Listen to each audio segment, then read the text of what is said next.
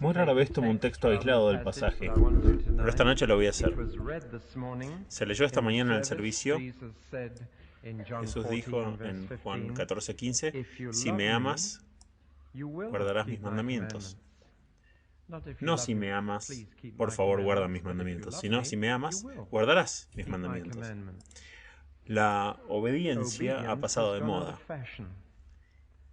Apenas recuerdo la última vez que escuché la palabra obedecer en una conversación ordinaria. Se ha convertido en una palabra inmencionable de 4 letras en inglés, pero es el tema del sermón en esta noche.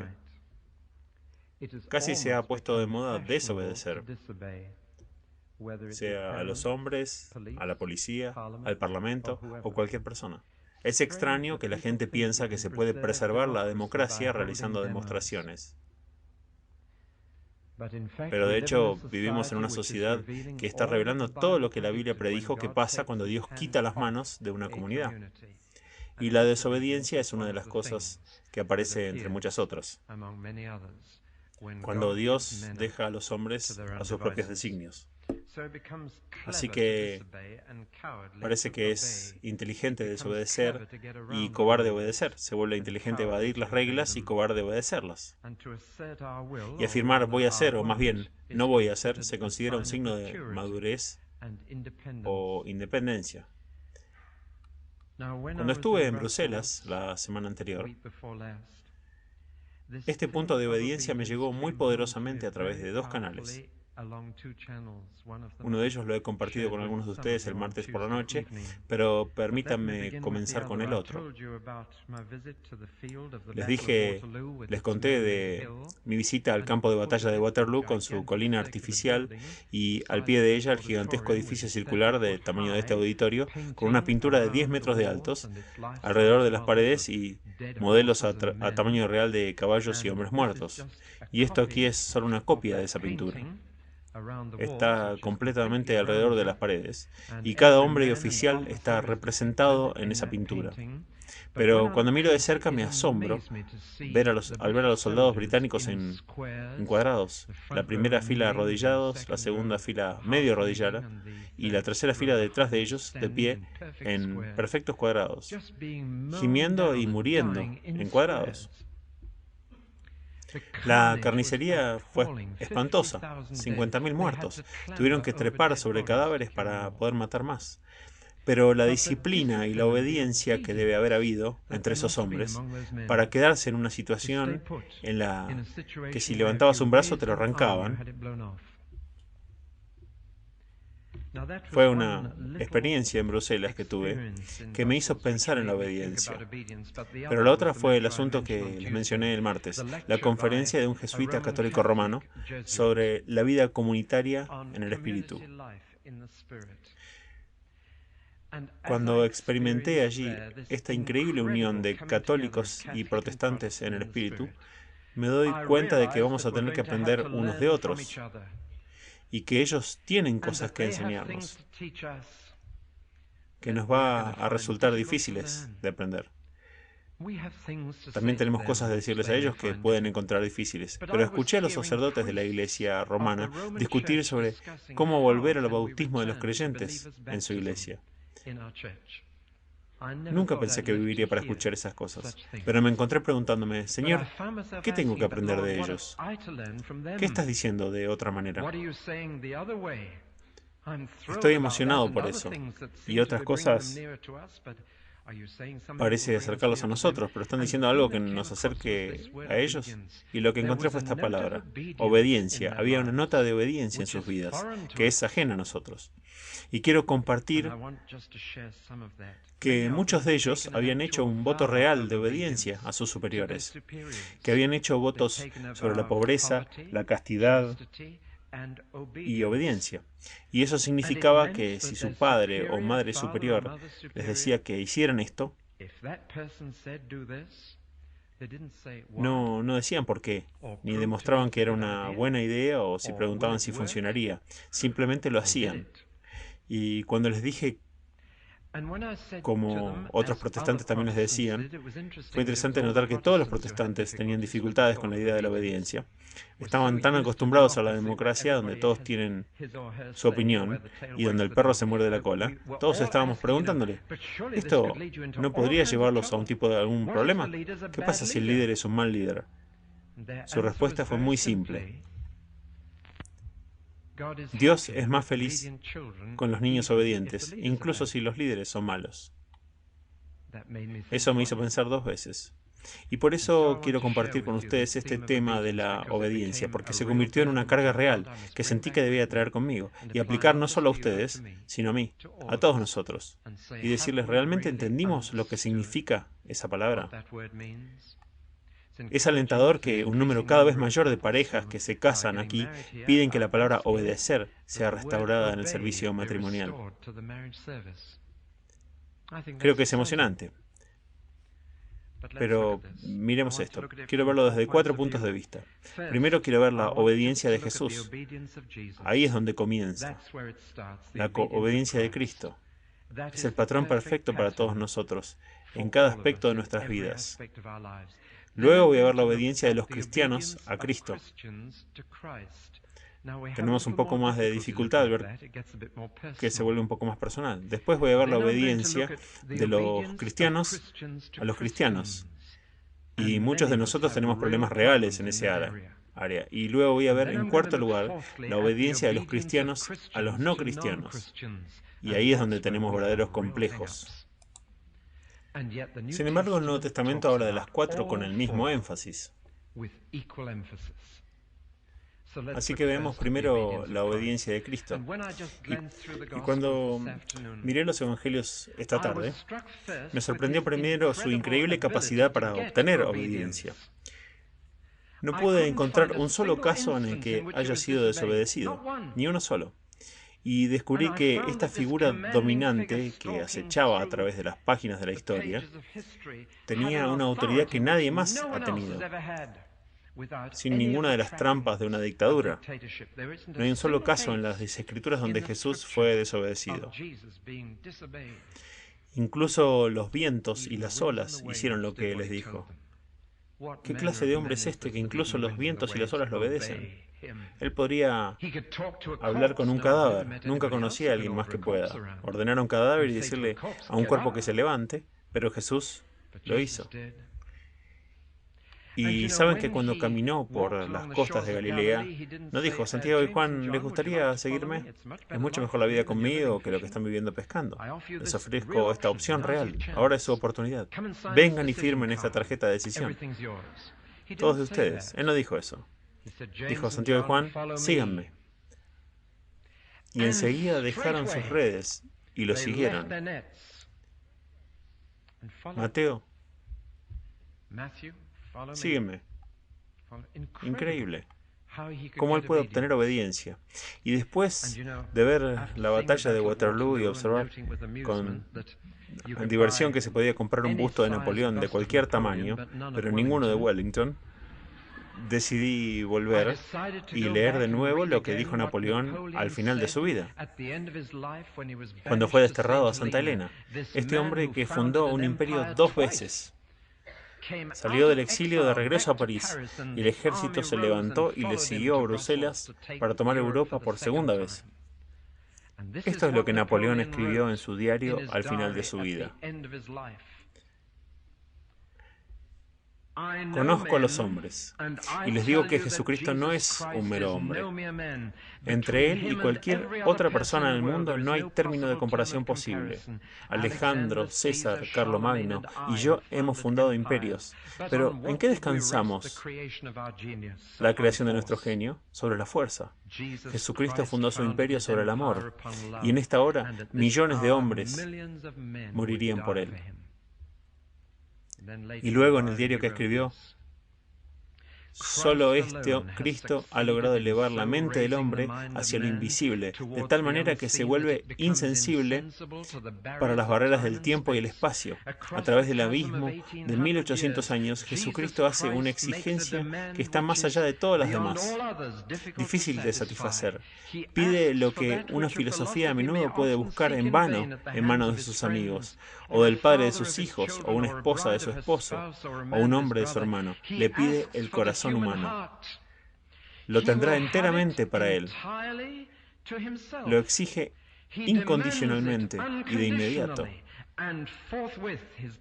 Su demanda se le concede. Sus poderes y facultades se convierten en una anexión al imperio de Cristo.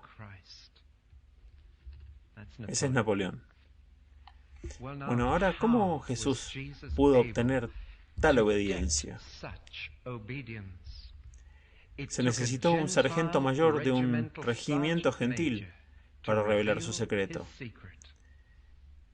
El sargento mayor tenía un esclavo que estaba enfermo y vino a Jesús y le dijo: Jesús, yo también soy un hombre bajo autoridad, para poder decirle a este hombre que vaya, y él va.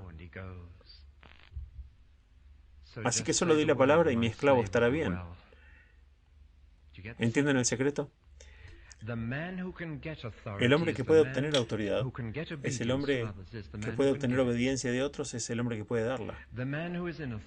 El hombre que está en autoridad es el que está bajo autoridad. Ese es el secreto.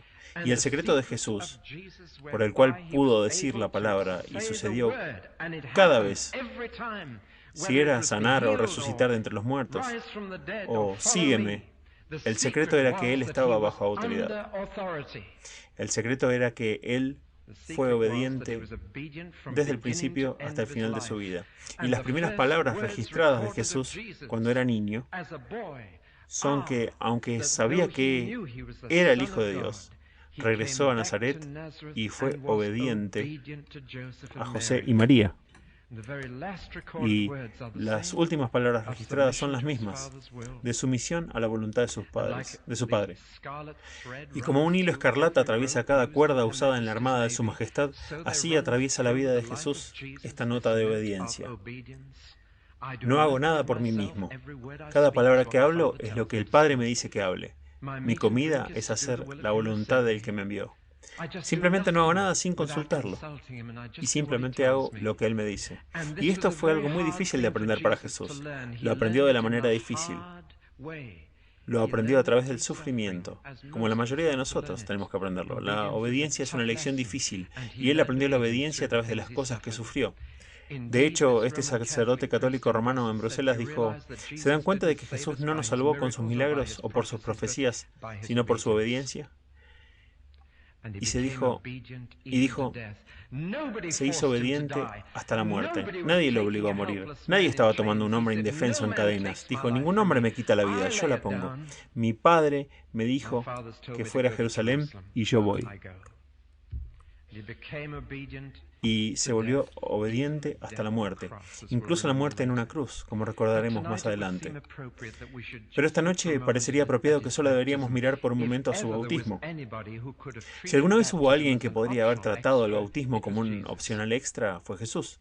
Si alguna vez había alguien que podría haber dicho que no lo necesitaba, que amaba a Dios de todos modos, era Jesús. Y cuando bajó al río Jordán, Juan el Bautista se sorprendió, en parte porque él mismo no se había bautizado, y dijo: tú deberías estar bautizándome a mí. Pero Jesús le dijo en la antigua lengua de la Biblia: es adecuado que cumplamos toda justicia. Para ponerlo en palabras sencillas, Dios nos ha dicho que debemos ser bautizados, así que es suficientemente bueno para mí. Hago lo que me dice. Y solo quiero decir a estos candidatos que se van a bautizar, aunque han estado en clase y si saben de qué se trata, por qué se bautizan.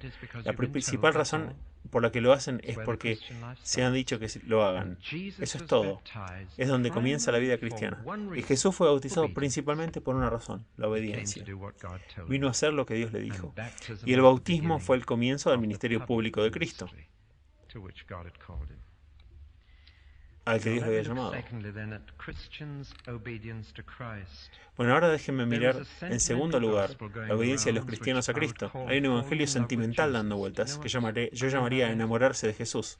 ¿Saben a qué me refiero? Una chica me dijo, bueno, la fe es esa cosa agradable, esa sensación burbujeante que tengo adentro. Déjenme decirles de una vez por todas que ser cristiano se describe mejor no en términos de enamorarse de Jesús, sino de estar en línea con Jesús, estar en sintonía, no enamorarse.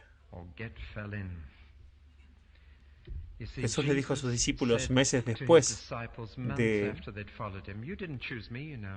estar con ellos, ustedes no me eligieron a mí, yo los elegí a ustedes. No es una cuestión de que uno le dé su apoyo condescendiente a este Jesús. Llega un momento en la vida en que la llamada es tan clara que no te queda otra opción. Él dice, sígueme. Y llega un momento en el que sabes que si no estás bautizado vas a ser desobediente con Él. No es una cuestión de nuestra elección, es una cuestión de su elección, ser bautizados.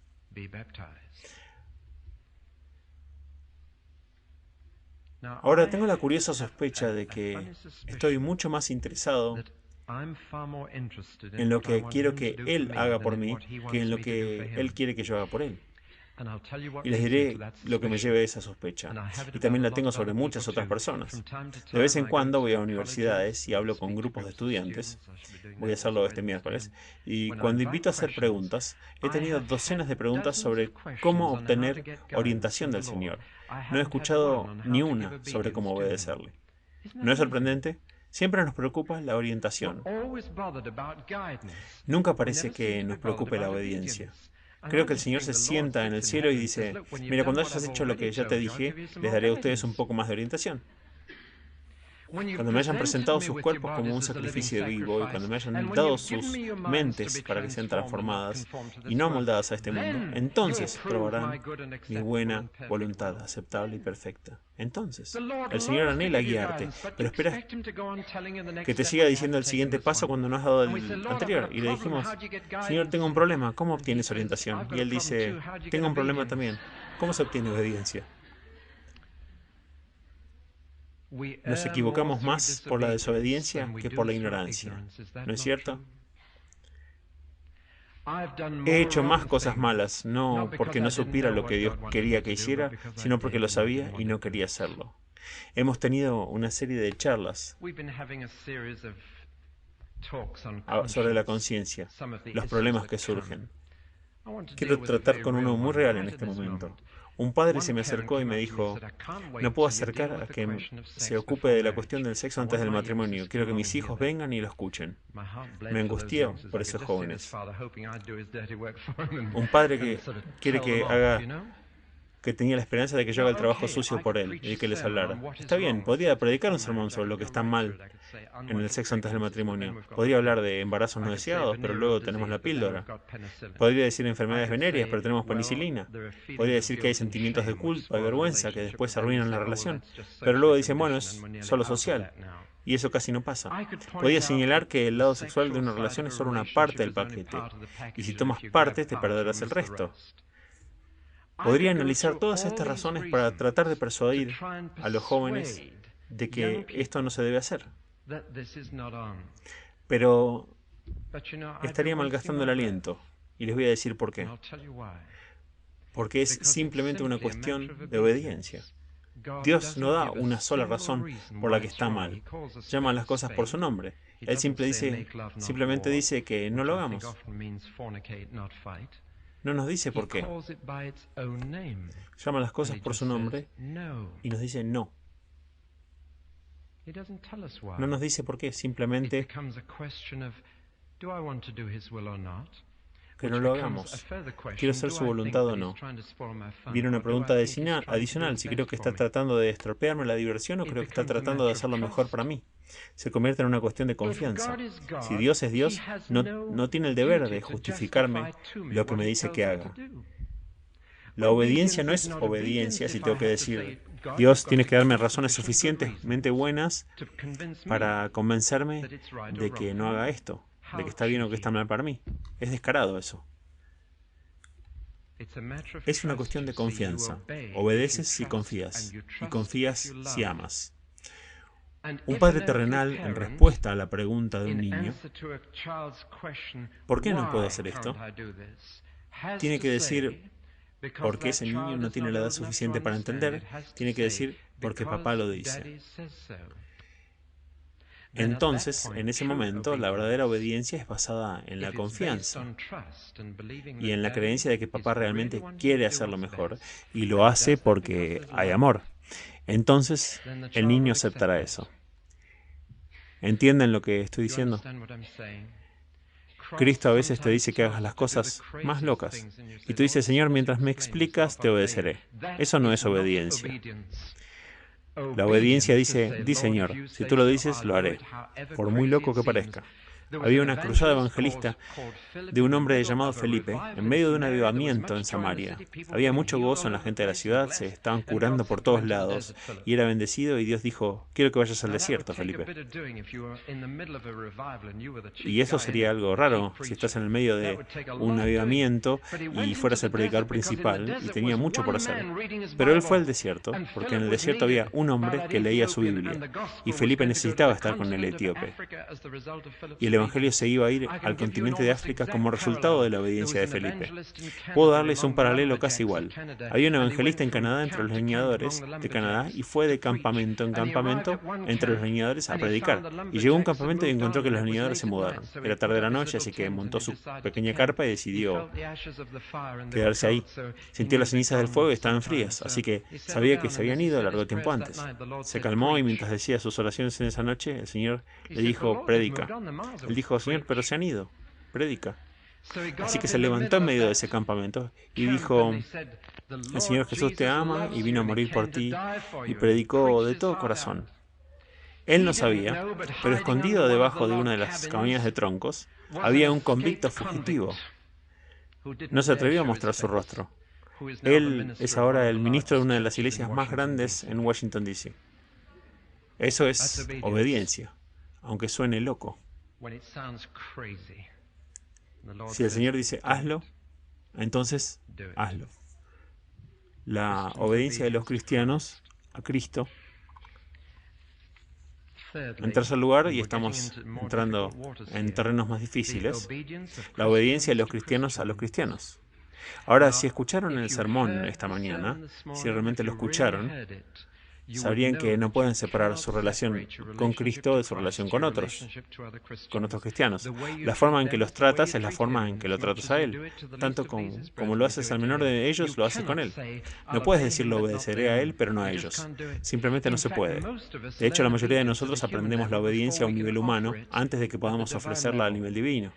La mayoría de los niños aprenden a obedecer a los padres y madres terrenales antes de aprender cómo obedecer a su Padre Celestial. Aprendemos la obediencia a este nivel y luego podemos ejercerla en el más alto. Hay algo bastante profundo en el hecho de que la Biblia, en particular el Nuevo Testamento, exhorta a los cristianos a someterse a un amo. Ahora, ¿qué significa eso? ¿Ceder a la opinión de los demás? No. No, es una palabra más fuerte. Significa obedecer a los demás. Haz lo que los demás te dicen que hagas. Y con más fuerza dice, obedece a los que tienen la autoridad sobre ti. Es por el bien de ti mismo obedecerlos. Suena un poco diferente de la democracia, ¿verdad? Como habitualmente pensamos una reunión de la iglesia. Pero este tipo de democracia que conocemos se ajusta más al mundo que a la palabra. Le da licencia a algunas personas dentro de cualquier iglesia para actuar como pequeños dictadores. No. El patrón de liderazgo que el Espíritu está haciendo emerger en su iglesia es el modelo de Jesús, que lavó los pies. Una de las declaraciones profundas hechas por este sacerdote católico romano fue esta. Escuchen con atención. Un buen líder es un hombre que ama obedecer, en lugar de un hombre que le encanta dar órdenes. Tengan en cuenta eso cuando están eligiendo a sus líderes, cuando están reconociendo a quien Dios ha dado como líder. La marca de un líder es que se le puede mandar. La señal de un mal líder es que no se le puede mandar. Yo también soy un hombre bajo autoridad, dijo el centurión. Pero ciertamente tienes que dar a los líderes una obediencia ciega y sin crítica. Bueno, repito de nuevo, Dios preferiría tener hijos obedientes. Serán los líderes los que respondan a Dios por su mal liderazgo. Pero es mejor responder a Dios por un mal liderazgo que tener que responder a Dios por desobediencia. Con una sola excepción, y esa es la prueba de fuego. Si tus líderes te dicen que desobedezcas al Padre, no hay duda de lo que debes hacer. Obedecer al Padre. Una vez más, tomen el bautismo. Lo he oído decir una y otra vez. Lo he dicho yo mismo. Se ha predicado en servicio bautismal tras servicio bautismal. Ustedes van a ser bautizados. Están ejerciendo obediencia al Señor. Y he visto las cosas totalmente diferentes esta tarde. No, somos nosotros los que estamos ejerciendo la obediencia, no estos 6 que se bautizan, sino nosotros. Porque el Señor le dijo a su iglesia, ve y bautiza. No ven y que te bauticen, sino ve y bautiza. Y esta noche estamos aquí para obedecer al Señor en el bautismo, pero somos aquellos de nosotros que vamos a bautizar los que estamos obedeciendo al Señor. Es la iglesia la que está obedeciendo al Señor. El Señor nos dijo que bautizáramos. Estamos siendo obedientes, en cierto sentido, más que los candidatos. ¿Ven el punto? Así que, en un sentido, los candidatos se someten nosotros a nuestra obediencia, mientras nos sometemos al Señor que nos dijo que vayamos y hagamos discípulos. Es extraño, saben que la gente piensa que puede ser discípulos cuando ni siquiera han dado el primer paso elemental. Jesús dijo, vayan y hagan discípulos y los bautizan. Eso es una orden, y estamos obedeciendo esa orden esta noche. Luego Él dijo, enséñenles al resto también, enséñenles a observar todo lo que les he hablado. Enséñenles. Así que la orden está entre los que nosotros enseñamos. En otras palabras, hemos enfatizado que el nuevo cristiano está siendo obediente al venir a bautizarse. Y luego debe ser obediente en todos los demás. Es la iglesia la que está siendo obediente al bautizarlos. Y la iglesia la que debe ser obediente en enseñar todo lo demás. Es nuestra obediencia en este asunto, no solo la de estos 6. Así que pongamos el énfasis en lo que corresponde. Todos estamos obedeciendo al Señor en el bautismo esta noche, al bautizar a estos chicos, y asegurándonos su bautismo. Cristo no quiere un club de fans, Él quiere discípulos. Él quiere discípulos. Y si un hombre dice, estoy siguiendo a Jesús cuando no ha dado el primer paso que Jesús nos dio, eso es extraño. Y si un hombre dice, amo a Jesús, pero no tiene mucho tiempo para la iglesia o los sacramentos, Jesús dijo, si tú me amas, guardarás mis mandamientos.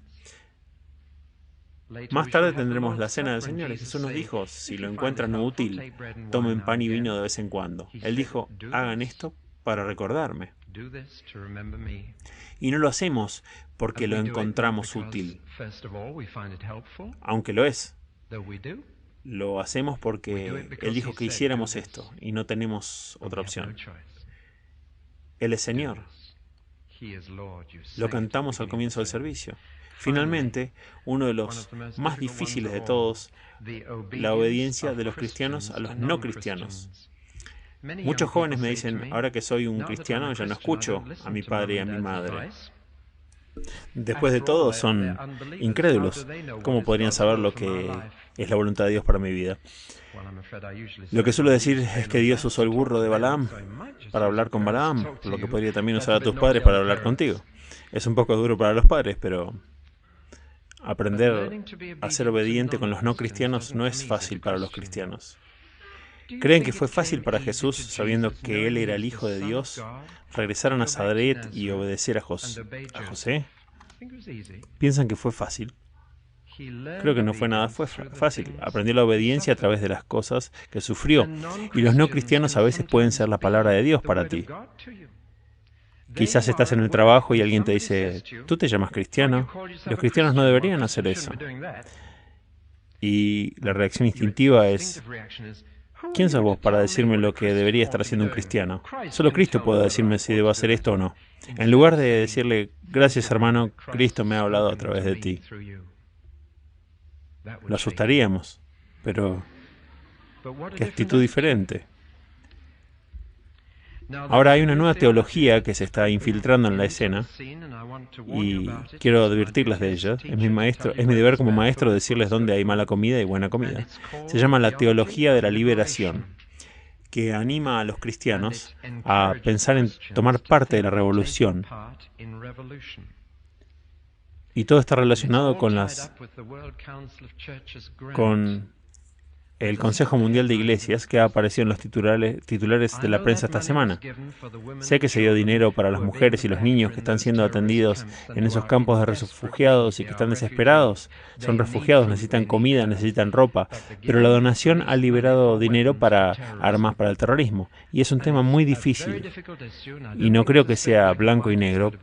Hay que pensarlo bien y orar. Pero hay una teología de la liberación que comienza a decir que los cristianos deben usar la fuerza.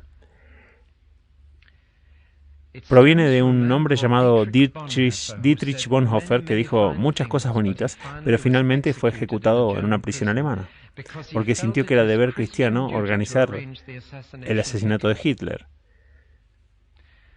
Después de ver la película Holocausto, la otra semana algunos de nosotros tuvimos una discusión al respecto, y un joven expresó la opinión de que sentiría naturalmente que tendría que unirse a la resistencia y luchar.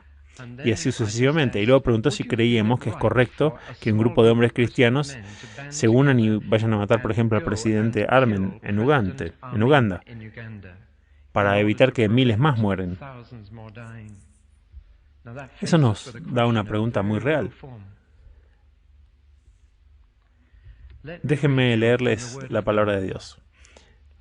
Por el bien del Señor, sométanse a toda autoridad humana, al emperador, que es la autoridad suprema, y a los gobernadores que han sido nombrados por él, para castigar a los malhechores y alabar a los que hacen el bien, porque Dios quiere que silencien a los ignorantes por las cosas buenas que hacen. Vivan como gente libre, sin embargo, no usen su libertad para encubrir ningún mal, sino que vivan como esclavos de Dios, respeten a todos, amen a sus hermanos, teman a Dios y respeten al emperador. ¿Saben quién era el emperador cuando esto fue escrito? Nerón. Y él ya había comenzado a quemar a los cristianos hasta la muerte. Aquí es donde encontramos difícil la enseñanza de la Biblia. Llega al asunto de tus declaraciones de impuestos en Romanos 13. Eso es realmente obedecer a las autoridades. ¿No hay límite para esta obediencia? ¿No es eso lo que los criminales nazis dijeron en Nuremberg? Solo hice lo que se me había dicho que hiciera. ¿No excusaron sus atrocidades de ese mismo modo? ¿No hay un extremo? Sí, hay un extremo. Y el límite nuevamente es que si has recibido órdenes contrarias a las de tu Padre Celestial, entonces obedeces a las autoridades a la autoridad superior cada vez. Y le dices a las autoridades que te están diciendo que hagas algo en contra, debo obedecer a Dios antes que a los hombres, como lo hicieron los apóstoles. Pero muchos de nosotros entendemos mal ese punto. Permítanme contarles una historia simple. Conduje por Farnham Road esta semana y con cuidado me metí en el carril derecho para ir por Bridge Street y hasta North Street. Y un policía se paró allí y me llevó hasta el carril izquierdo y me hacía gestos así y mi corazón estaba resentido. Quiero ir por la calle norte. ¿Qué derecho tiene para desviarme y hacerme gastar más gasolina? Entonces, reconocí mi reacción igual a la reacción de nuestra sociedad de hoy.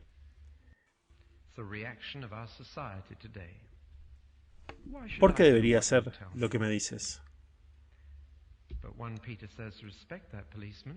Pero 1 Pedro dice, respeta a ese policía, obedece a esa autoridad. No te está diciendo que hagas nada en contra de tu Padre Celestial. Está ayudando a mantener el tráfico en movimiento en una situación de dificultad real. Eso es muy práctico. ¿No deben los cristianos ser obedientes a los no cristianos? Ustedes, los jóvenes, no desobedezcan a sus padres porque no son cristianos. No se involucren en la revolución a menos que estén absolutamente seguros de que tienen órdenes del cielo para hacerlo. Aún pueden ser castigados por no unirse a una huelga. Incluso los líderes sindicales no son obedecidos por sus propios miembros. Pedro dice, no dejes que la gente pueda decir ignorantemente sobre los cristianos que destruyen nuestra sociedad, la socavan. Los cristianos deberían ser la influencia más estable de la sociedad, porque han aprendido a obedecer a los no cristianos.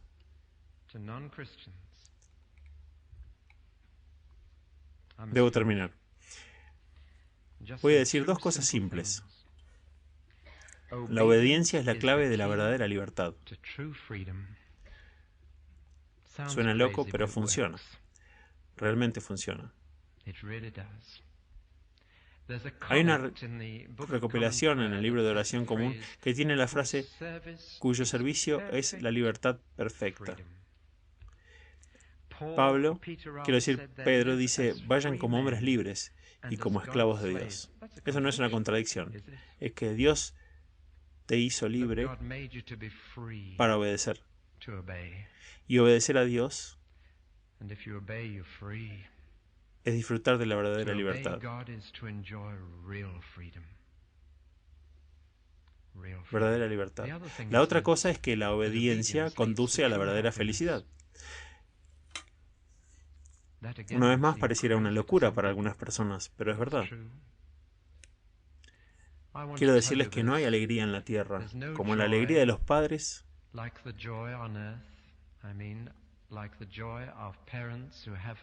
que tienen una familia obediente y que saben que esa familia es obediente, no porque hayan sido aterrorizados o porque teman ser desobedientes, sino porque confían y aman. Saben que los padres no están tratando de estropear la diversión, sino de dar una libertad real. Por lo tanto, el gozo del Padre Celestial debe ser tremendo si puede mirar hacia abajo y decir, ¿ven esas personas? Esa es mi familia obediente. Estamos siendo guiados de formas extrañas como congregación, formas traumáticas, nos están llevando a lo desconocido. Vamos a un futuro del que no estamos seguros y vamos a tener que hacer cosas muy extrañas, como ya hemos tenido que hacer cosas que no serán extrañas, pero la obediencia va a ser la clave. La obediencia que se basa en la fe, no en el miedo. La obediencia que dice, Señor, te amamos, de modo que guardamos tus mandamientos. Sabemos que quieres lo mejor para nosotros, así que obedecemos. Oremos.